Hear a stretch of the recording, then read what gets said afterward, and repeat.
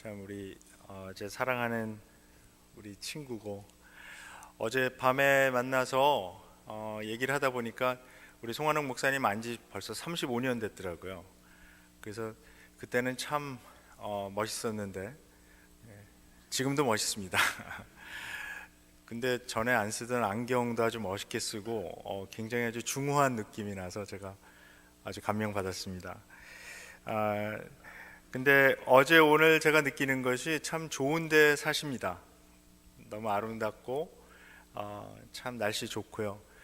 오늘 아침에 저희 집사람이 전화해서 이렇게 이제 비디오로 페이스타임이라고 보여주는데, 제가 사는 곳에는 지금 오늘 눈이 펑펑 내리고 있습니다. 5월 1일인데 아직까지 눈이 오나. 제가 금요일 날 떠날 때도 눈이 와서 비행기가 연착이 됐는데 아직까지 오고 있습니다. 그래서 참 좋은 데 사시고요, 아름다운 곳에 이렇게 사시는 복을 누리고 계십니다. 오늘 제가 드릴 말씀은 갈라디아서 5장에 나오는 이 육체의 일과 성령의 열매를 가지고 우리 말씀을 드리겠습니다. 사실 오늘의 본문 이 말씀은 갈라디아서 전체 편지에서 클라이맥스를 이루는 그 바울의 권면입니다.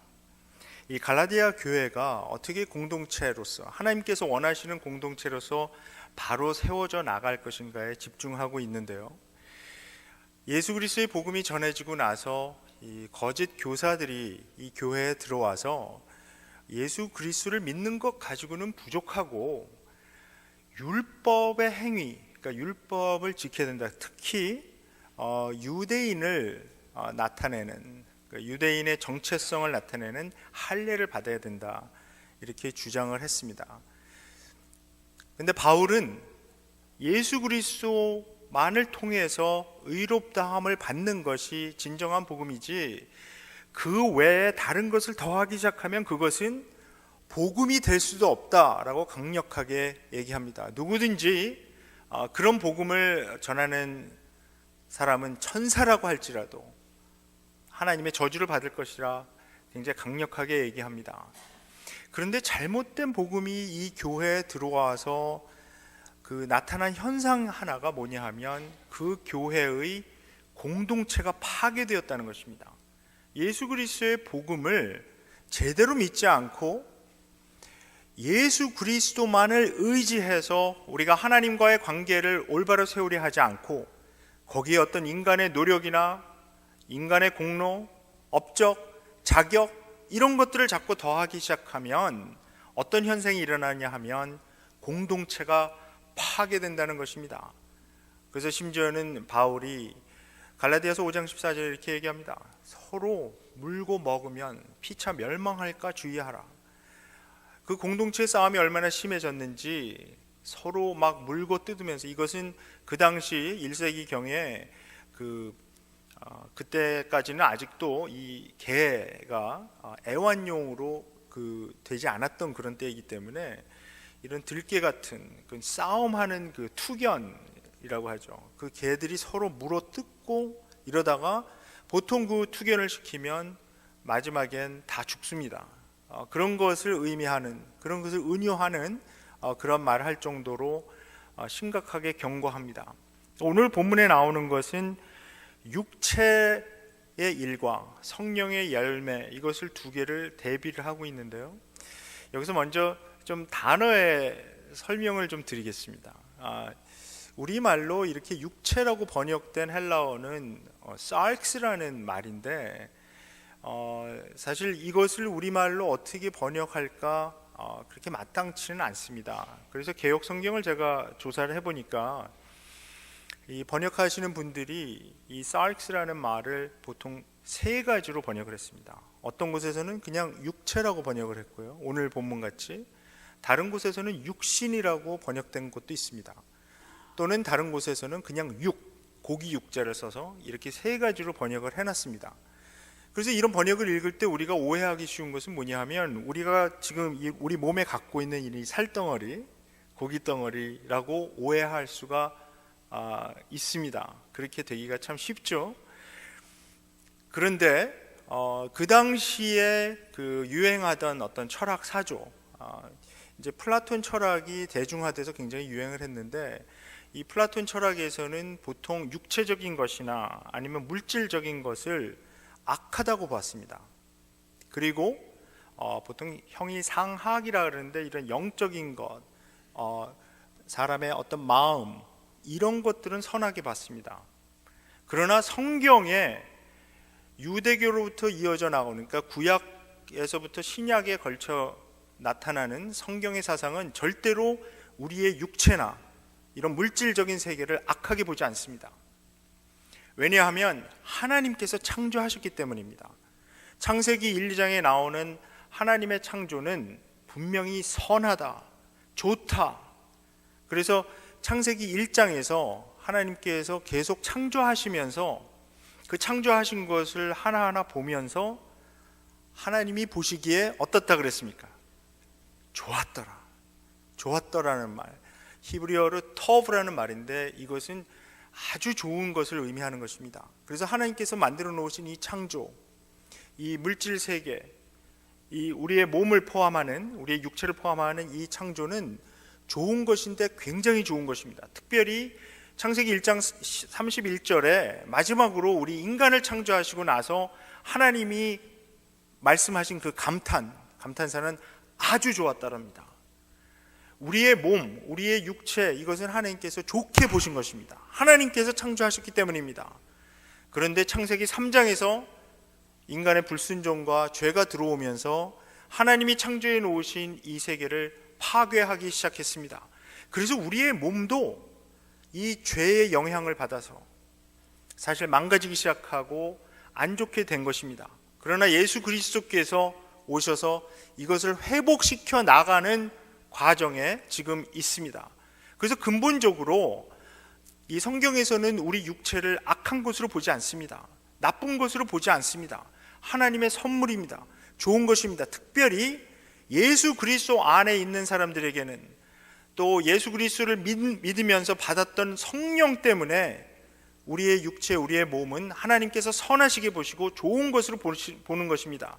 자, 그렇다면 여기 사도 바울은 왜 이런 육체, sarx라는 말이 안 좋은, 부정적인 것으로 사용되고 성령은 좋은 것으로 사용되는지, 그 이유는 사도 바울이 의미하는 이 sarx라는 것, 이 육체라는 것은 하나님으로부터 우리를 반대 방향으로 끌어당기는 어떤 경향으로 사용하기 때문입니다.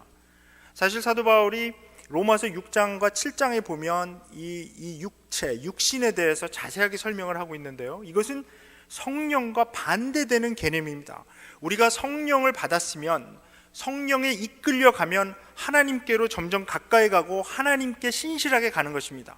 그런데 만약에 이 육체 아니면 육신, 육에 따라가게 되면, 그러니까 우리의 몸을 얘기하는 것이 아니라 성령을 대적하는 어떤 세력입니다.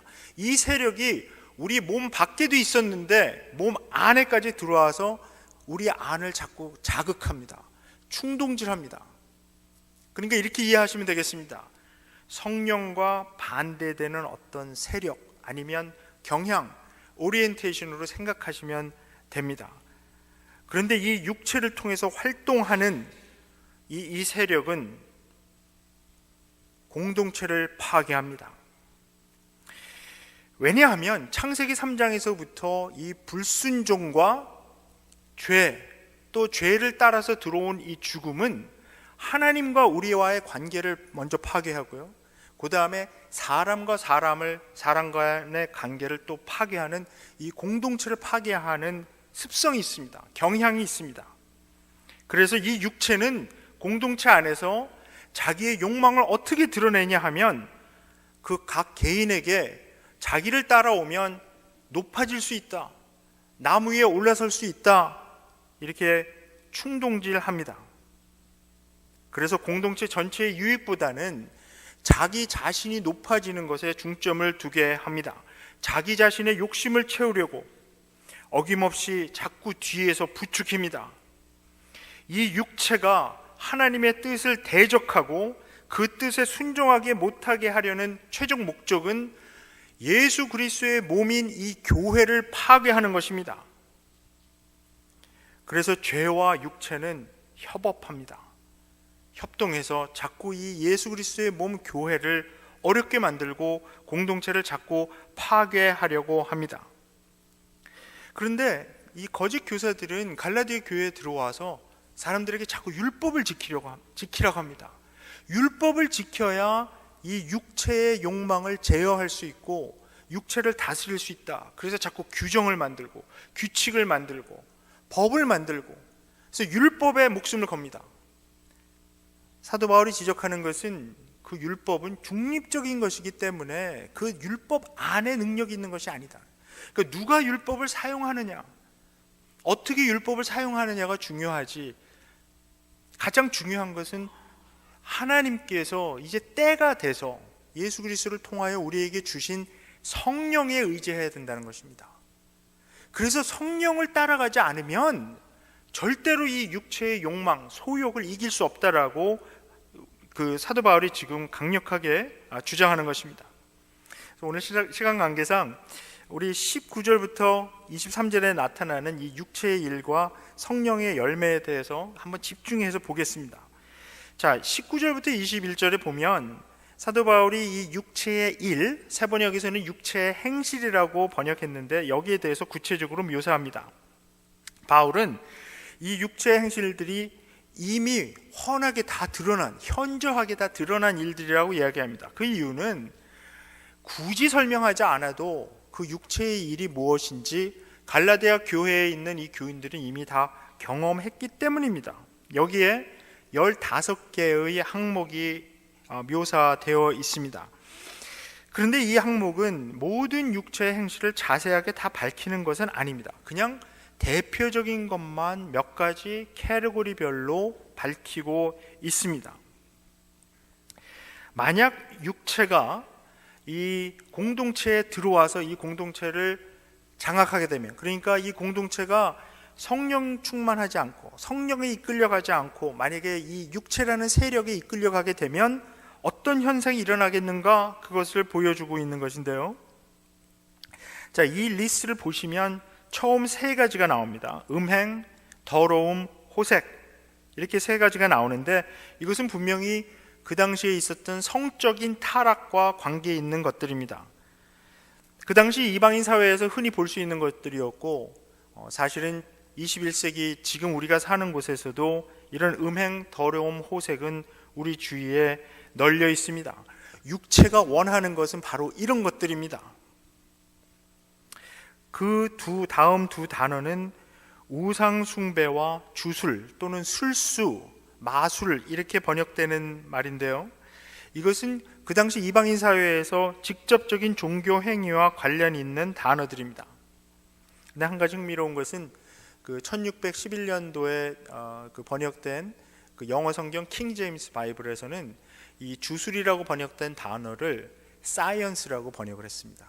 그래서 그 당시 17세기에는 이 영어에서 사이언스라고 하면 그것은 마술, 매직 같은 것을 지금의 그런 것을 의미하는 것이기 때문에 그것 때문인지 몰라도 이 기독교인 중에 이 과학을 오해해서 마치 과학을 믿는 것, 과학을 공부하는 것은 그 성경적이지 못하고 그 하나님과 떨어지는 것이라고 생각하는 그런 잘못된 경향이 생겨나게 되었습니다.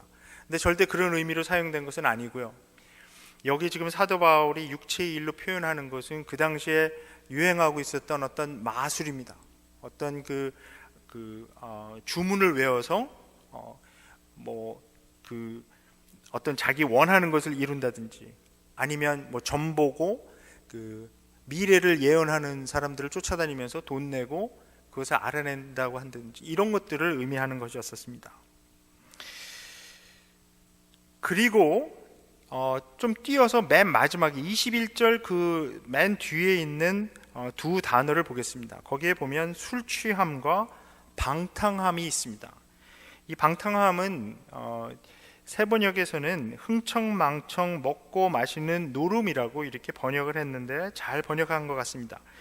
이 방탕함이라고 하는 이 말은 술에 심하게 취해서 완전히 이성을 잃을 정도로 취한 다음에 완전히 절제력을 잃고 마구 노는 그런 모습을 연상시키는 그런 단어입니다.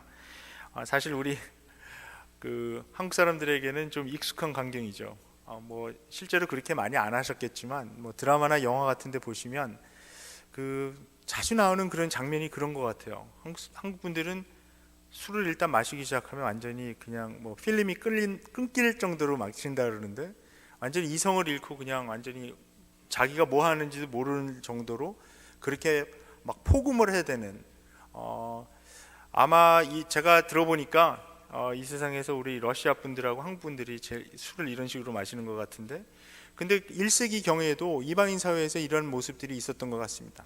사도 바울이 묘사하는 것은 바로 그런 겁니다. 술을 마시고 술 취하는데 완전히 이성을 잃을 때까지 취하고 거기서 별 이상한 행동을 하는 그런 모습을 표현하고 있습니다. 그런데 사실 사도 바울이 이 육체의 일 리스트에서 강조하고 싶은 것은 그 중간에 나오는 여러 단어들입니다. 그 중간에 이런 모습을 보여줍니다. 원수 맺음과 다툼과 시기와 분냄과 분쟁과 분열과 파당과 질투. 어떤 행동을 묘사하는 단어들입니까? 바울이 육체의 행실이라고 지목해서 집중해서 보여주는 행위들은 바로 공동체를 파괴하는 행동들입니다. 우리의 구원 과정은 공동체에서 일어나도록 하나님께서 설계하셨습니다. 우리 성경에서 말하는, 특히 신약 성경에서 말하는 구원은 절대로 개인주의적인 그런 구원이 아닙니다. 신약 성경에서 말하는 구원은 우리가 산 같은 데 올라가서 혼자 도 닦아서 뭘 깨달아서 얻는 그런 구원을 이야기하는 것이 아닙니다. 우리의 구원은 교회 공동체에서 공동체 생활을 통해서 이 구원 과정이 이루어지도록 하나님께서 만드셨고 하나님께서 의도하셨습니다. 그래서 우리에게 이 교회라는 것, 예수 그리스도의 몸을 허락하시고 이곳에서 같이 생활하게 하셨습니다. 이곳에서 같이 생활하면서 두렵고 떨림으로 우리의 구원을 이루는 것이 하나님의 뜻입니다. 그래서 우리에게 이 공동체는 너무나 중요한 것입니다. 이 구원 과정 속에서 우리는 하나님의 아들 예수 그리스도를 닮아가는 과정 속에서 있습니다. 우리의 구원이 점점 이루어져 가는 그 과정은 바로 우리 자신들이 하나님의 아들을 점점 닮아가는 그런 과정입니다. 그 중심에 하나님을 사랑하게 됨으로 인해 이웃을 사랑하게 되는 성숙함이 자리 잡고 있습니다. 따라서 우리 구원 과정에서 이 공동체 안에서 맺는 이 관계들이 가장 중요합니다. 그런데 소위 영적이라고 하는 분들 가운데 계속 공동체 안에서 문제를 일으키는 분들이 있습니다. 제가 젊었을 때, 오래전 이야기인데, 제가 30대 이제 초반에 캘리포니아에서 부목사 할 때가 있었습니다. 근데 제가 섬기던 교회에서 어떤 분들이 있었냐 하면 정말 신앙생활 열심히 하는 분들이 있었습니다. 뭐 기도회는 빠지지 않고 나오고요. 성경 공부는 교회에서 하는 거 말고도 교회 바깥에서 하는 온갖 성경 공부는 다 쫓아다니면서 하고, 제자 훈련도 받고요. 뭐 집회 있으면 열심히 쫓아다니고 그러는 분들이 있었는데, 그분들 가운데 어떤 분들은 참 이상하게 교회에서 계속 관계의 문제가 있습니다. 사람들로 하여금 시기, 다툼을 만들게 하고요, 사람들을 갈라지게 하고요, 그런 여러 가지 문제를 자꾸 만듭니다.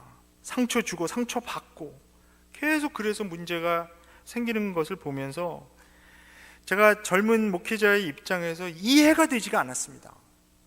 어떻게 저분들은 성경도 열심히 읽는 것 같고 기도도 열심히 하는 것 같은데, 그리고 집회도 많이 다니는 것 같은데 왜 다른 사람들하고 저렇게 잘 지내지를 못할까? 굉장히 거룩하신 분들인데, 그러니까 거룩하게 보이는 분들이죠. 그래서 영적인 분들이라고 사실 인정을 받는 분들인데 왜 교회 안에서 계속해서 관계의 문제가 생기는 것일까?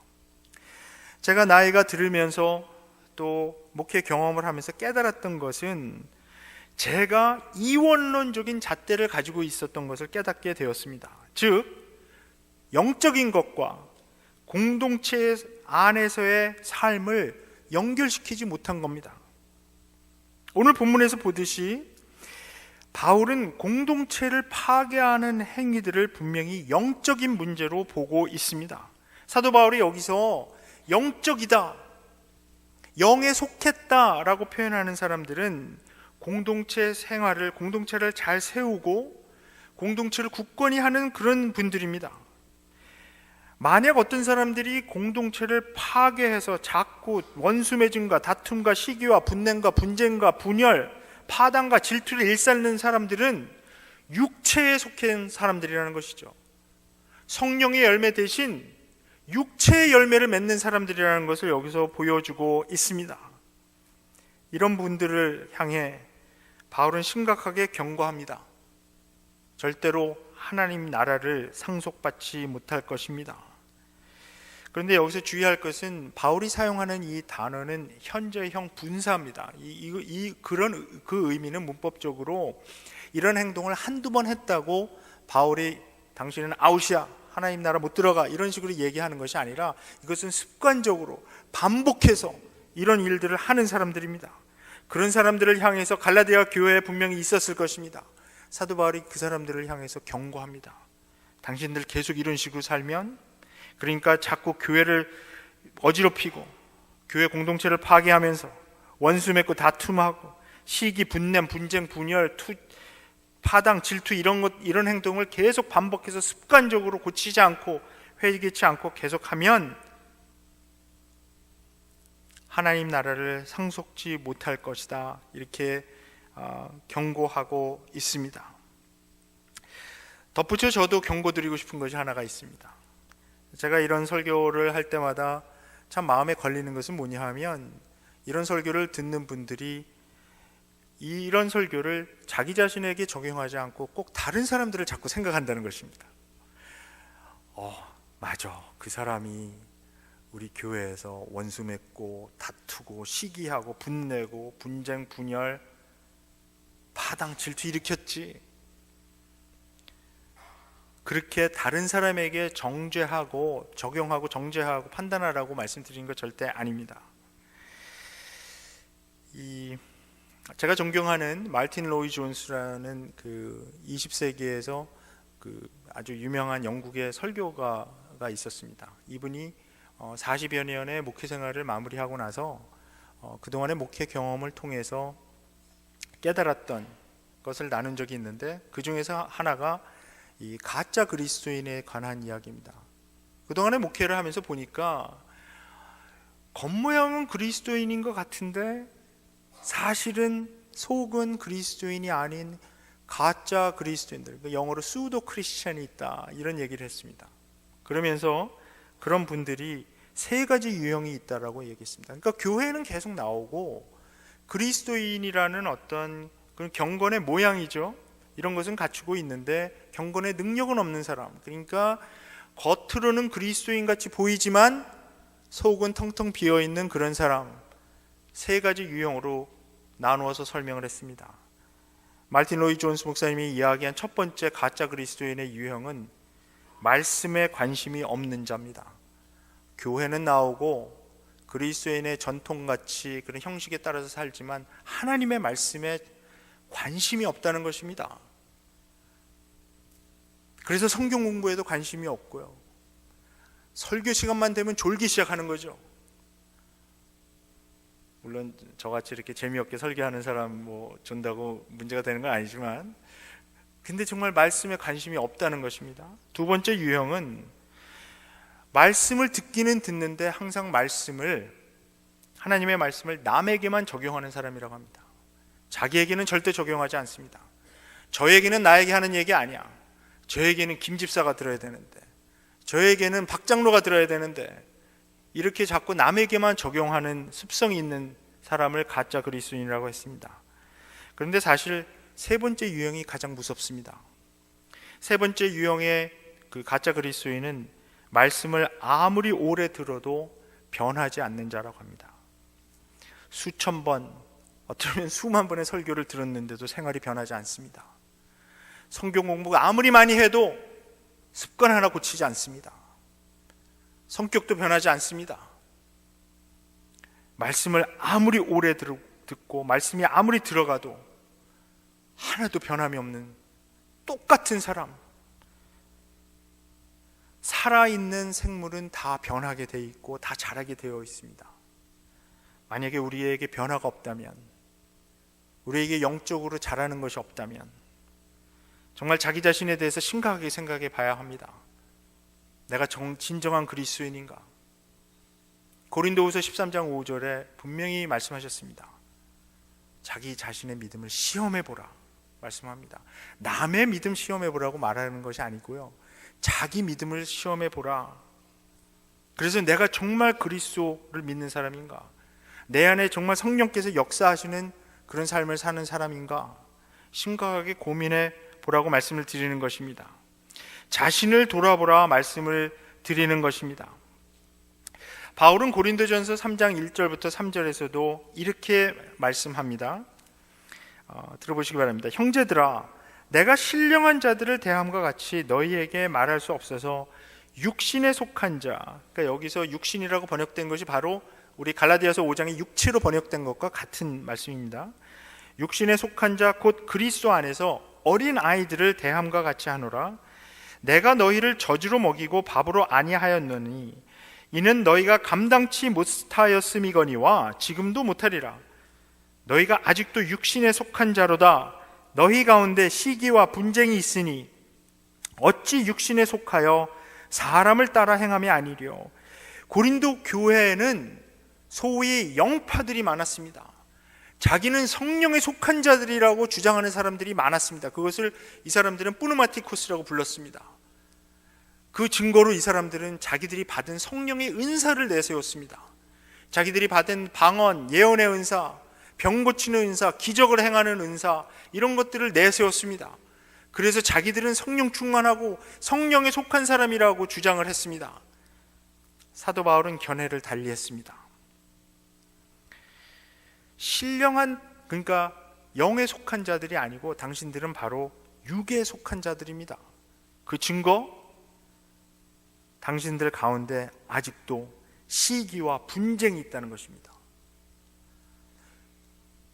그러니까 성령의 은사를 받고 성령의 능력을 따라서 여러 가지 사역도 하고 막 이러는 사람들인데, 그래서 자기들은 방언하고 예언하고 온갖 성령의 은사를 막 나타내면서 우쭐대는 사람들인데, 그 사람들을 향해서 사도 바울이 당신들은 성령에 속한 사람들이 아니라 육신에 속한, 육체에 속한 사람들입니다, 그렇게 말하는 증거는 바로 시기와 분쟁, 분열, 교회를 분열시키는 사람들이기 때문이라는 것입니다. 바울은 영에 속한 사람과 육에 속한 사람을 나눌 때 그들의 공동체 생활을 보았습니다. 성령의 은사 같은 거 보지 않았습니다. 그래서 우리도 이 말씀을 잘 들어야 합니다. 육체의 행실은 분명한 것입니다. 우리는 성적으로 타락하고 종교적으로 이상한 마술 주술하고 또 술 취해서 심하게 방탕한 생활을 하는 것, 그런 건 나쁜 거고 정말 안 좋은 거고, 교회에서 좀 말 좀 있고 공동체를 좀 어지럽게 하고 이러는 거는 그래도 있을 수 있는 거 아닌가 이렇게 생각할지 모르지만, 여기 바울이 갈라디아서 5장 19절부터 21절에 표현한 것을 보면 성적으로 타락하는 것과 이상한 종교 행위를 하고 우상 숭배를 하는 것과 술에 취해서 방탕하게 노는 것, 그것과 공동체를 어지럽히고 파괴하는 행위가 별다를 것이 없다는 것입니다.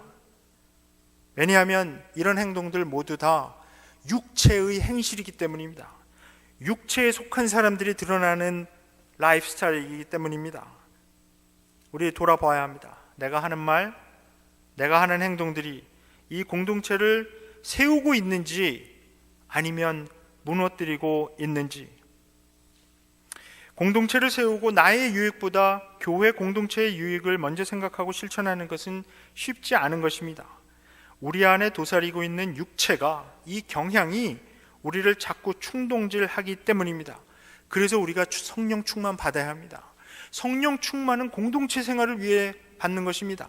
성령 충만은 자기 자신이 성령이 충만해져서 내가 하나님과 더 가까워지고 내가 좀 성령의 능력을 좀 받아야 되겠다, 이런 식으로 받는 것이 아닙니다. 사도 바울이 이야기하는 이 성령 충만의 분명한 목적은 공동체를 세우기 위한 것입니다. 그렇게 성령 충만을 받았을 때 성령의 열매를 맺게 됩니다. 그래서 22절부터 23절에 이제 사도 바울이 성령의 열매에 대해서 설명하고 있습니다. 근데 여기서 우리가 자세히 한 가지 봐야 될 것은, 여기 묘사되고 있는 특징들이 개인이 갖고 있는 어떤 성질만을 말하고 있는 것이 아니라는 것입니다. 그러니까 어떤 개인의 인격적인 것을 이야기하는 것보다는요, 이 개인 안에서 물론 내면에서 시작하지만 이것이 공동체에 드러나서 공동체에 끼치는 영향에 대해서 말씀하고 있는 것입니다. 또 한 가지는 여기서 이야기하는 9가지 리스트가 나와 있는데 육체의 일들이라고 했습니다. 거기는 works라고 했습니다. works of the flesh, 그러니까 행위를 얘기하는 건데요, 여기에 나와 있는 것은 성령의 열매, the fruit of the spirit, 단수입니다. 이건 여러 가지가 막 이렇게 나오는 것이 아니고요, 성령의 열매가 하나의 입체적으로 지금 표현하고 있는 것입니다. 여러 가지 특징들이 지금 나타나고 있고, 이 특징들이 공동체를 둘러싸서 공동체를 세우는 것으로 보여주고 있습니다. 그래서 성령의 열매들이 아니라 성령의 열매, 이 단수로 나타나는데 거기에 여러 가지 9개의 현상, 특징들이 보이는 것을 우리가 봐야 됩니다. 벌써 시간이 많이 가서 좀 빨리 가겠습니다.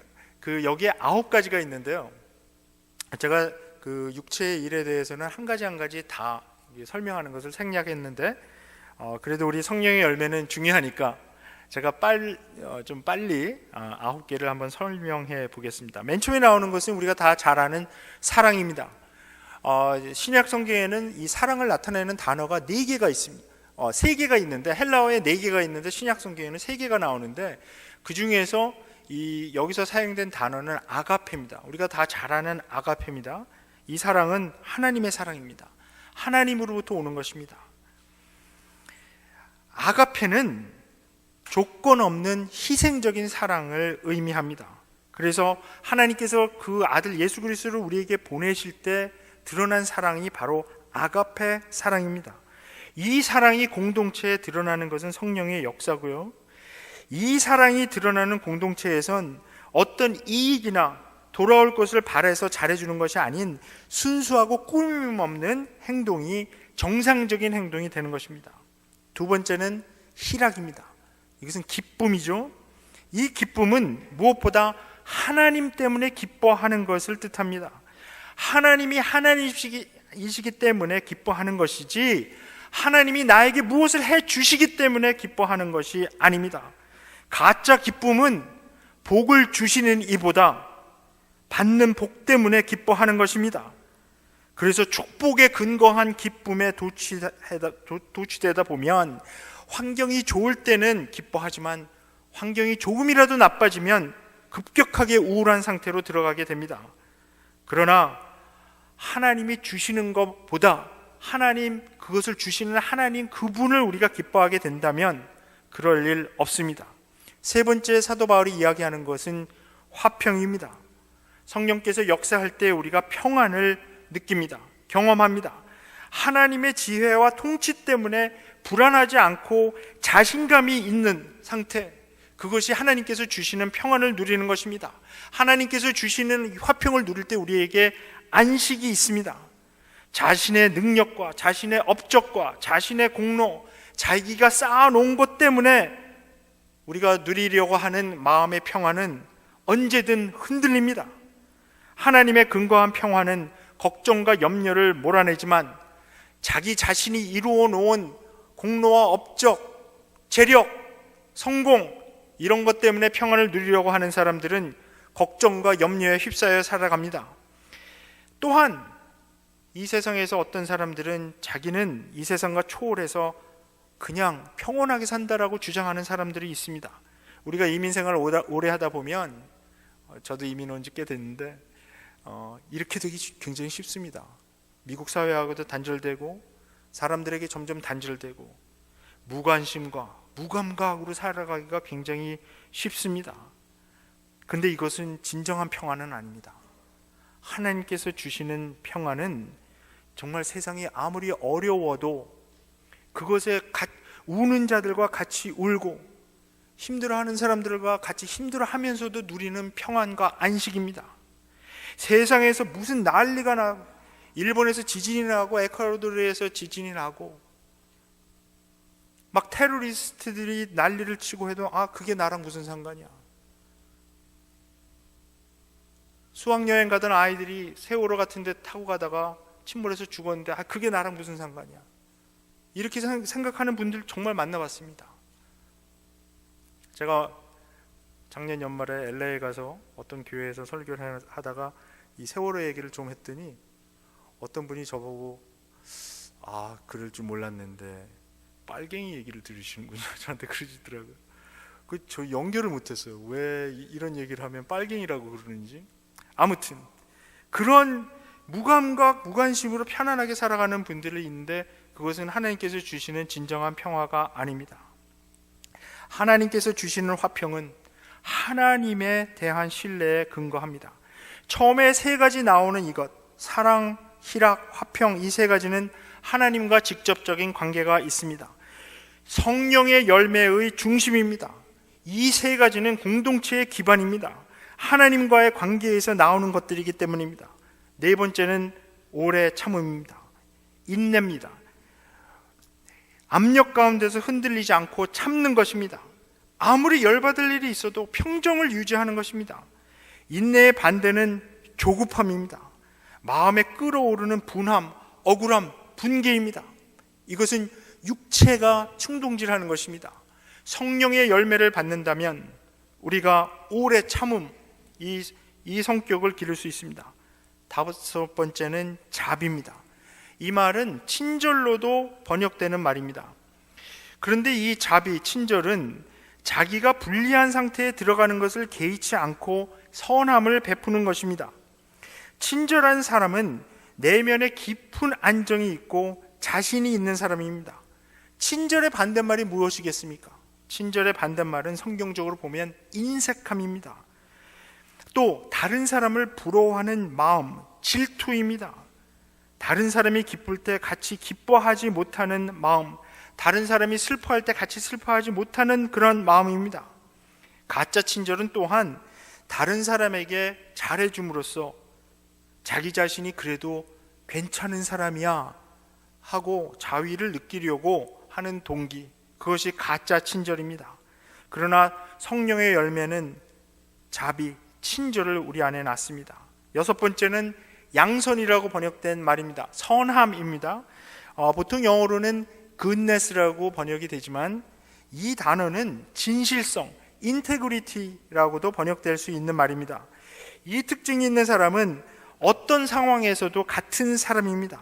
그냥 이 선함이라고 하는 것이 그냥 물에 물 타는 듯 그냥 좋은 게 좋은, 항상 그렇게 그냥 좋다는 그런 얘기를 하는 것이 아니고요.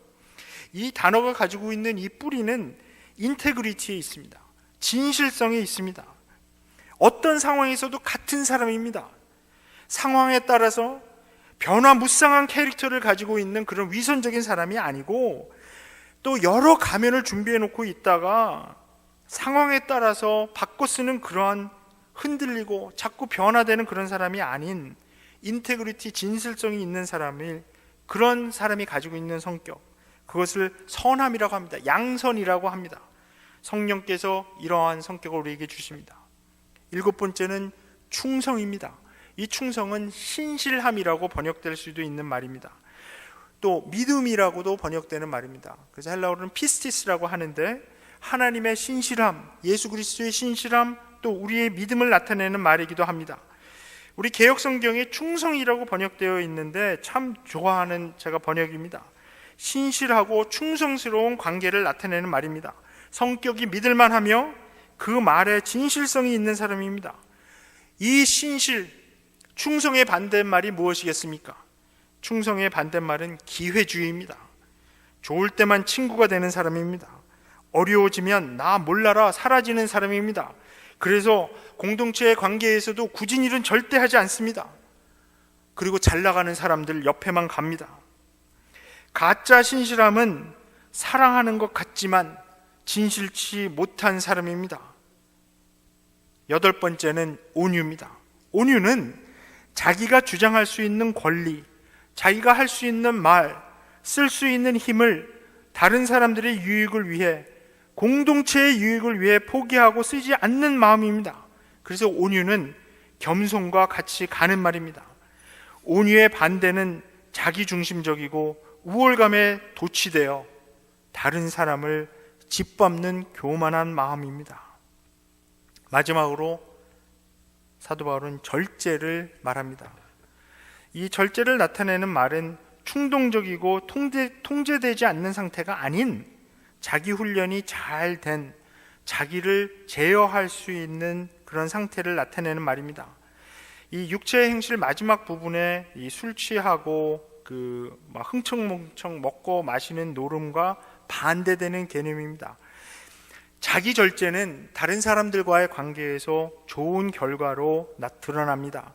절제하는 마음은 온유와 마찬가지로 충분히 해도 되는, 자기가 충분히 누릴 수 있는 자유를 공동체의 유익을 위해 참는, 그리고 포기하는 마음에서 비롯됩니다.